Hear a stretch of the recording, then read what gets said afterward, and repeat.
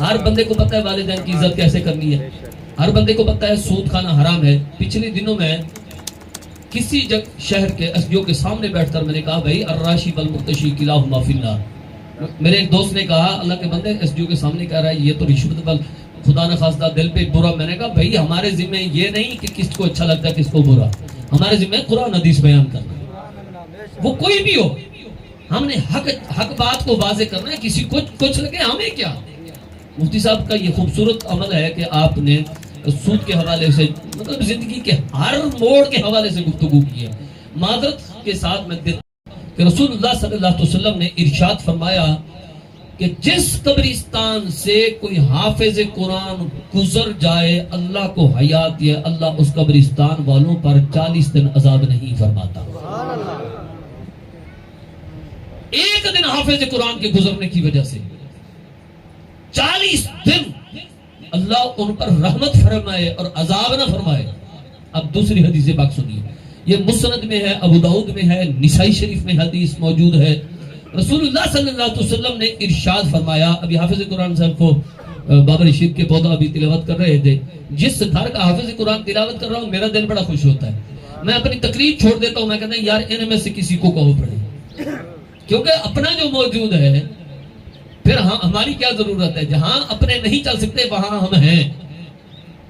میں درخواست کر رہا تھا، ذخیرہ حدیث میں یہ حدیث موجود ہے، قیامت کے دن جب جنتی جنت میں جا چکے ہوں گے اور دوزخ والے بدقسمتی سے دوزخ میں جا چکے ہوں گے، اس وقت رب کریم حافظ قرآن کو 10 بندوں کا کوٹا دے گا۔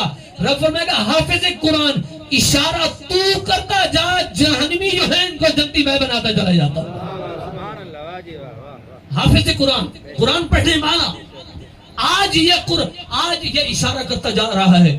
ایک بات تو لازمی آپ سماعت کریں، جب سے اسلام آیا ہے نا تب سے یہود و نصارہ نے قرآن والوں کے ساتھ دشمنی لے لی، اور ہما جہت انہوں نے دشمنی لی۔ کیسے؟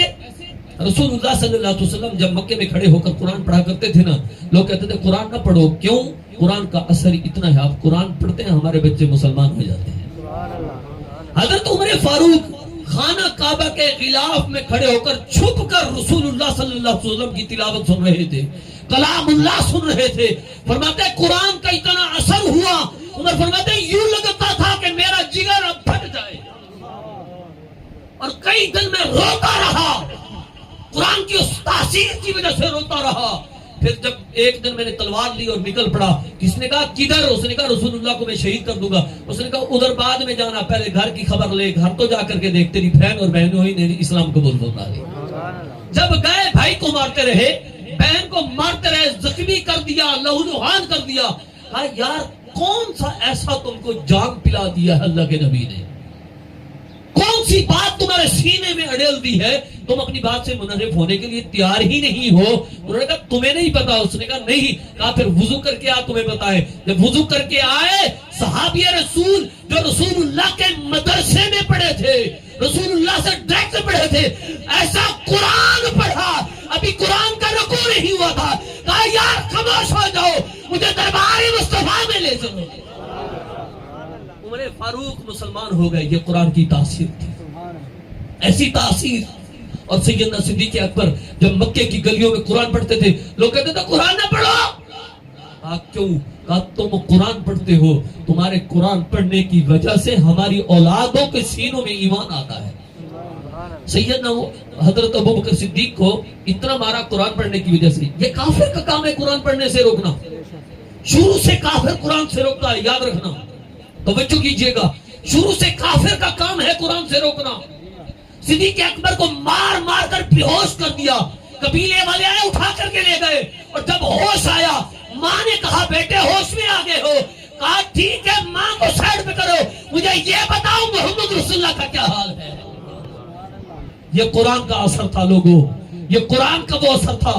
ایک قرآن کا اثر میں تمہیں آگے بھی بتانا چاہتا ہوں، قرآن کا اثر سیدنا حضرت امام حسین کے سینے میں تھا۔ قرآن کی حقانیت بھی موجود تھی، اور وہ قرآن کی ایسی حقانیت جس نے باطل کو پاش دیا. ظالم حقیقی قرآن کو چھپاتے رہے, لیکن حضرت امام حسین نے نیزے پر قرآن سنا.